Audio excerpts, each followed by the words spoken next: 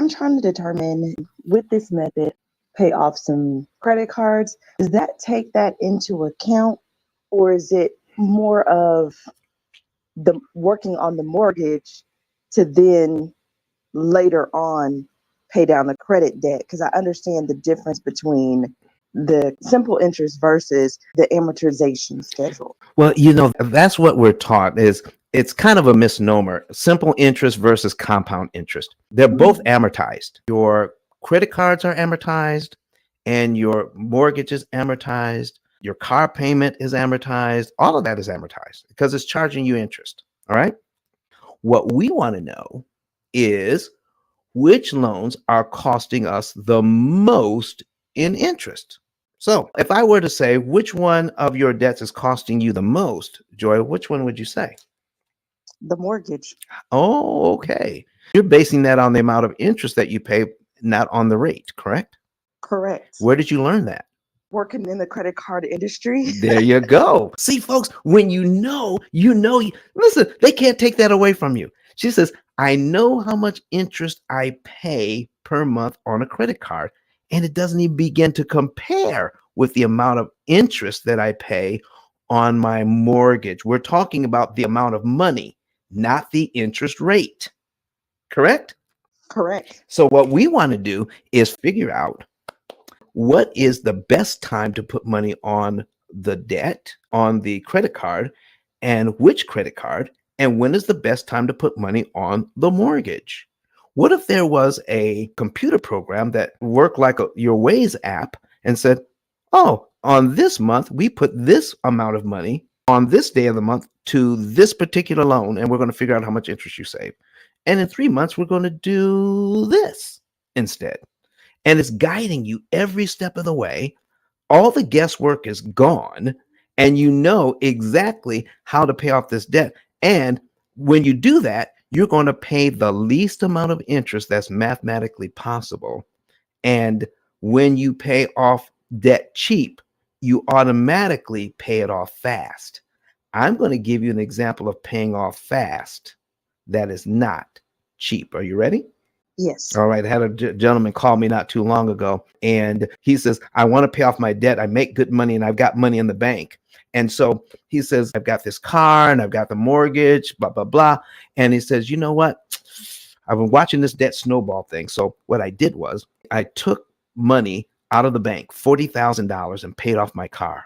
When I did that, it freed up $700. I no longer have to pay on the car. And now he's taking the $700 he used to pay on the car, and he's putting that with his mortgage payment every month, increasing it. So $700 now goes to principal every single month. And he asked me, so he's calling me, and I said, well, listening to your story, that's exactly what the experts are teaching you to do. Why are you calling me? He says, because I saw one of your videos and now I'm wondering if I did the right thing. So based on that, Joy, would you have a question for this young man? Yes. Which question would you ask him? Because I definitely had a question for him. I didn't get all of that All because it right. cut out. Well, let me help you here. Here's what the question I asked him. Okay. How Mhm. much interest did you save when you paid off your car? You know what his answer was, don't you? He didn't know. He didn't know. So let's pull up an amortization schedule. Let's figure it out. So he gave me everything I needed to know. We figured out that he saved $7,700 in interest. That was a tremendous amount of money. But if he had put that $40,000 on his mortgage, he would have knocked off about, I don't know, 6 or 7 years and saved about $80,000 in interest. So what did he buy with his 40 grand? And this is what's called opportunity cost. Because once you spend that money one way, you can't also spend the same money another way. So what did he buy? He bought $7,700 in interest savings. What could he have bought? $80,000 in interest savings and knocked off 7 years off his mortgage.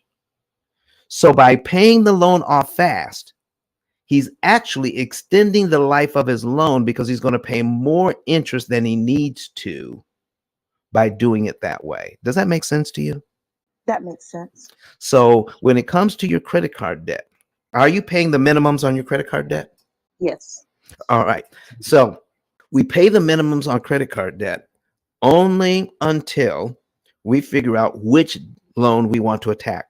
Some people pay more than the minimum on all of their credit cards. And you already see the problem with that, don't you? By spreading your money too thin. Yes. Would it make sense to gang up that money and apply it to one of the credit cards and pay minimums on the other to help pay them off faster? Absolutely. That's kind of what we're going to do with you, especially if you have a lot of other debts involved. Can you count quickly how many debts that you have? Because the average family has 13 different loans. That's the average. Do you think you have the average, more than the average, or less than the average? Less than the average. About how many do you have? Let me preface that I am a real estate investor. Okay. And so I do have, if I do count the properties, then I do have over 13. There you go. So when you have 13 different loans, okay? So if you have, let's say we just say 13, then that's 13 different variables, okay? 13 different variables. And let's say you can choose to pay those loans off in any configuration, okay? Let's say 1 through 13. So which one do we choose first? Let's say we choose loan number 2. Then we go to loan number 10.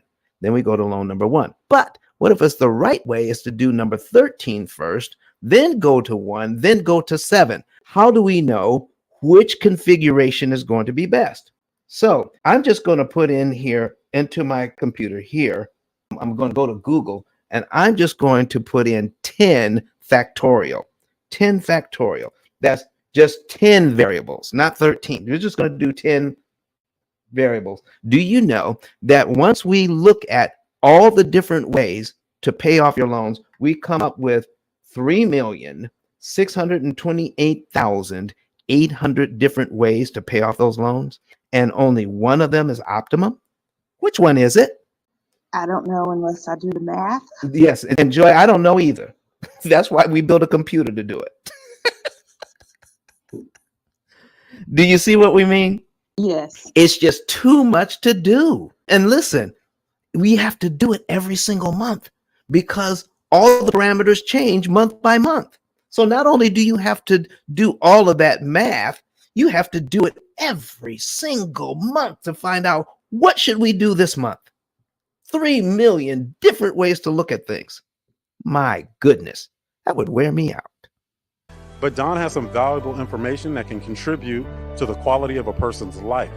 And it only costs you a few dollars. It's his book. Why not get that? I'm going to go through the P.I.L.L method myself with some of my investment properties. So I'm going to link up with Don, and then I'm going to sit down with him, show him my investment portfolio, and see how I can eliminate interest.